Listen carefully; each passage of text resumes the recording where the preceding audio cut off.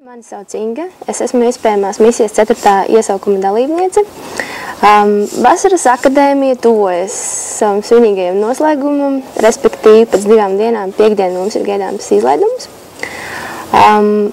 Visu šo gandrīz 6 nedēļu laikā mēs esam audzējuši savus pedagoģiskos muskuļus, gan mācoties paši šeit Brūveros, gan arī pagaršojot to, kā tas ir mācīt bērnus vasaras skolā Liepājā. Esam guvuši vērtīgas atziņas no šiem procesiem.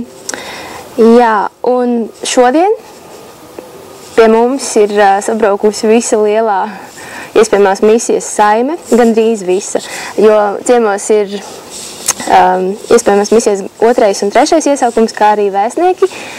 Un īpaši diena šodien bija tāpēc, kad pagājušā gada iesaukuma skolotāji jaunie dalījās ar saviem veiksmes stāstiem par to, kā viņiem ir gājis šī gada laikā skolā, ko viņi ir sasnieguši, kas viņiem ir izdevies. Un tas ir ļoti iedvesmojoši dzirdēt, kādas lietas var panākt viena gada laikā.